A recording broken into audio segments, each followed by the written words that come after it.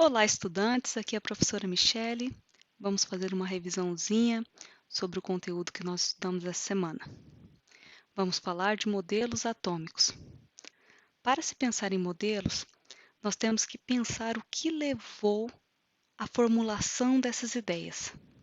Nós vamos começar com a Grécia Antiga, em que os filósofos gregos estavam pensando do que eram feitos os materiais. Então, nós estamos aí por volta de 400 a.C. Dois filósofos merecem destaque, o Leucipo e seu discípulo Demócrito, que se indagavam do que eram feitas as coisas. Se tudo à nossa volta é feito de matéria, essa matéria é feita do quê? Eu posso dividir essa matéria infinitamente ou chegará um ponto em que eu vou ter uma partícula que não divide mais? A essa partícula indivisível se deu o nome átomo. Então, vamos pensar nesses filósofos gregos pensando em materiais. Uma rocha, uma pepita de ouro, água. É possível dividir infinitamente esses materiais? Ou vai chegar um ponto em que eu não consigo mais dividir? Eu tenho uma partícula indivisível. Então, nós começamos aí com essa parte da definição do átomo. Vale ressaltar que nesse período existia uma outra teoria, uma outra ideia, que era do Aristóteles, que era a teoria dos 4 elementos, fogo, terra, água e ar, que ficou bem mais conhecida. Então, essa ideia do átomo ficou durante bastante tempo deixada de lado, esquecida. Vamos dar um salto, nós vamos agora para início de 1800, nós estamos falando de Dalton no laboratório, já fazendo experimentos, medindo massas de reagentes e de produtos. E quando se media a massa antes de uma reação química, fazia essa reação em recipiente fechado e pesava depois, a massa se mantinha. Mas eu tinha substâncias diferentes antes da reação química e após a reação química. Então, o Dalton começa a retomar esses conceitos de átomo que veio lá da Grécia Antiga. Então, de que são feitas as coisas? São feitas de átomos, que seriam essas bolinhas, né?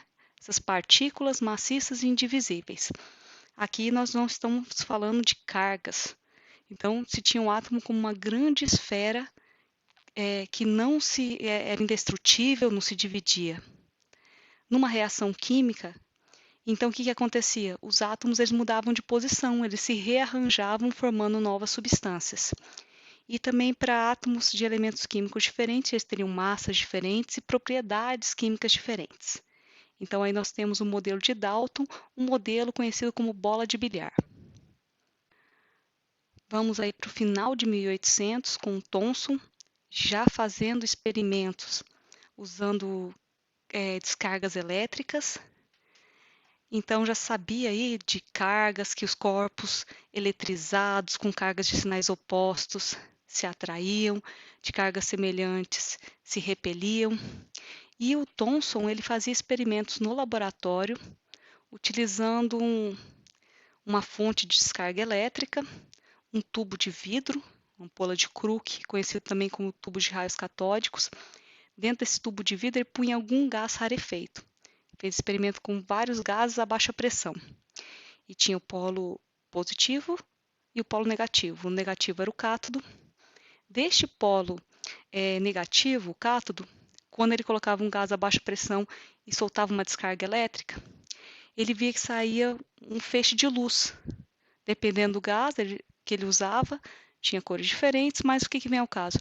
Quando ele trocava esse metal do cátodo, não importava o metal que ele estava usando ali, ele usava diferentes tipos de metais, sempre formava esse feixe.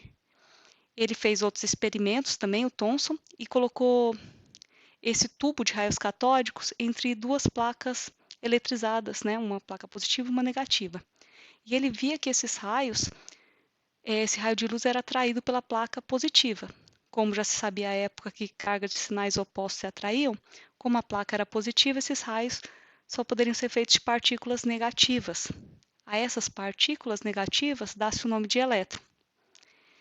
Então, o átomo agora, já que diferentes metais produziam a mesma propriedade, então a matéria era feita por essas partículas negativas também. Então o átomo deixa de ser indivisível. Ele passa a ter cargas negativas. Só que sabia que o átomo no estado fundamental, ele era neutro. Então, essa bolinha que seria o átomo, ela teria uma massa positiva, na qual estariam aderidos os elétrons negativos. Então, o somatório das cargas se anularia, mas eu teria uma massa positiva agora com elétrons negativos. Então, o átomo passa a ser divisível, passa a ter partes.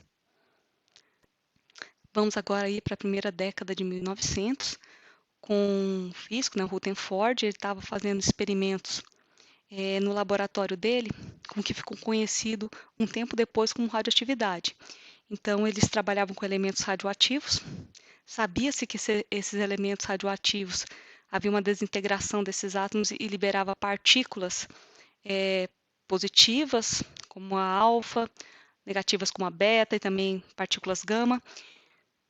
O que ele fez de interessante que mudou a reformulação do modelo atômico? Ele fez um experimento conhecido como partículas alfa na lâmina de ouro. Então, ele pegou o elemento polônio, que é radioativo, ele emite partículas alfa, que são positivas, e bombardeou uma fina lâmina de ouro com essas partículas alfa. O esperado era que grande parte dessas partículas alfa batesse nessa lâmina de ouro, né, e não atravessasse, mas ele observou que a maior parte das partículas alfa atravessaram essa lâmina de ouro. E uma pequena porcentagem voltou. Então, vamos pensar no modelo atômico anterior, o de Thomson. Se eu tivesse uma massa positiva e a partícula alfa é positiva, quando ela fosse bombardeada, essa lâmina de ouro, pela partícula alfa, ia repelir, mas grande parte das partículas alfa atravessaram. Então, daí vem uma reformulação.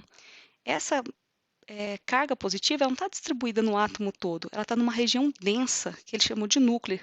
E se sabia que essa região tinha a maior parte da massa do átomo. Então, agora, não tem uma massa positiva, eu vou ter partículas positivas, que são os prótons agora. Então, eu tenho uma região densa em massa e com carga positiva, onde eu vou ter os prótons, que é o núcleo. E vou ter grandes espaços vazios, onde essas partículas alfa atravessaram, né, na lâmina de ouro, grandes espaços vazios, nos quais estão girando elétrons, que têm carga negativa. É a região da eletrosfera. Então, aí surge um modelo conhecido como modelo planetário. Então, eu teria um núcleo com carga positiva, que são os prótons, e em volta dele, orbitando ali, né, em órbitas circulares, eu teria os elétrons, tá? Conhecido como modelo planetário.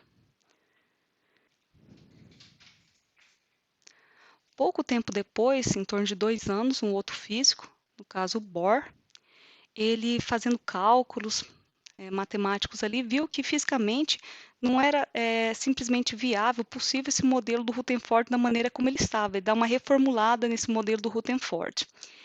Ele faz alguns postulados, porque se sabia que se tivesse essas órbitas circulares, onde um elétron, né, uma partícula carregada eletricamente, estivesse girando em movimento acelerado, ela ia perder energia, dissipar essa energia, e esse elétron ia colapsar e ia cair no núcleo. Então, o átomo ia se desfazer. Então, ele fez alguns cálculos, tudo para o átomo de hidrogênio, que era mais simples, e falou assim, chegou nesses postulados dele, que existiam regiões estacionárias, né, regiões onde um elétron era permitido ao elétron estar, que estava associada a níveis de energia, a uma certa energia, e esse elétron ficava ali e não perdia energia. Se de uma fonte externa viesse energia, por exemplo, calor, luz, esse elétron absorveria essa energia e saltaria para um outro nível de energia. Então, o elétron não pode circular onde ele quer na eletrosfera. Existem camadas ou níveis de energia onde é permitido esse elétron estar. Pelos átomos que a gente conhece hoje, né, a gente teria 7 níveis ou camadas de energia, ou seja, regiões onde é permitido estar os elétrons. Quando o elétron ganha energia, ele salta para uma camada mais distante. Quando ele perde essa energia, ele retorna para uma camada mais interna ou nível de energia mais interno. E aqui, agora, só para completar para vocês, Chadwick, alguns anos depois, descobre uma outra partícula, que estaria no núcleo também, que seriam os nêutrons, são partículas que não têm carga.